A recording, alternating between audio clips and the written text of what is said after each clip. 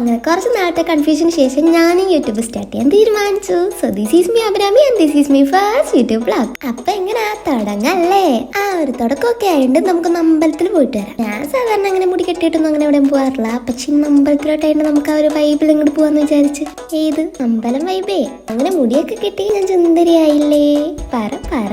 അങ്ങനെ കുറച്ചു നേരം ഞാൻ എന്നെ തന്നെ നോക്കിണ്ടിരുന്നു. അയ്യോ സമയം പോയി, നമുക്കിനി വേഗം അമ്പലത്തിൽ പോയിട്ട് വരാവേ. ഈ വലിയ വിശ്വാസം ഒന്നുമില്ലെങ്കിലും എനിക്ക് ഈ അമ്പലത്തിൽ പോയിട്ടുള്ള വൈബൊക്കെ നല്ല ഇഷ്ടമാണ്. അതിലും വലിയ വൈബാണ് ഈ റോഡ്.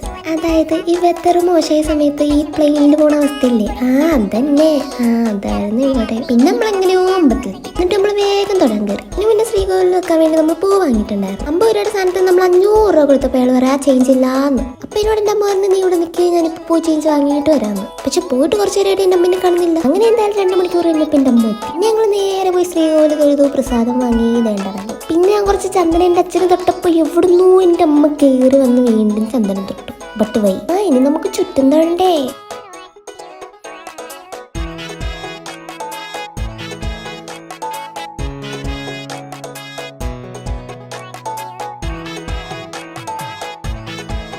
ഇനി നമുക്ക് പായസം കുടിച്ചിട്ട് വീട്ടിൽ പോവാം.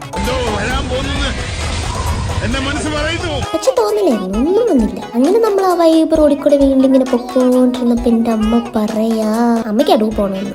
എന്തിന്? അമ്മയ്ക്ക് എന്തൊക്കെയോ വാങ്ങിക്കാണ്ടെന്ന്. ഇതൊന്നും നേരത്തെ പറഞ്ഞായിരുന്നേ നമുക്ക് ഇത്രയും കുലുങ്ങുണ്ടായിരുന്നല്ലോ. എത്രയോ നല്ല റോഡിൽ കൂടെ പോയിരുന്നു. അങ്ങനെ നമ്മൾ നേരെ അടുവ് പോയി. അതും കഴിഞ്ഞ് എന്തൊക്കെയോ ഇവിടെ കിട്ടിയില്ല പറഞ്ഞിട്ട് ഞങ്ങളെ ബൈപ്പാസിൽ ഫുൾ ഇട്ട് കറക്കി. എന്റെ അമ്മയുടെ ഓരോരോ ഫണ്ണേ. ഇത് തേങ്ങയാണെങ്കിൽ ഇങ്ങനെ കുലുക്കി നോക്കിയിട്ടേ വാങ്ങുമെന്ന് എന്റെ അമ്മ പറഞ്ഞിട്ടുണ്ട്. പക്ഷെ ഞാൻ കുലുക്കി തേങ്ങ എന്റെ അമ്മ വാങ്ങിച്ചില്ല. അങ്ങനെ പിന്നെ നമ്മൾ ഏതല്ലോ കടയിൽ കയറി നമ്മൾ ലാസ്റ്റ് ഒരു സൂപ്പർ മാർക്കറ്റിലെത്തി.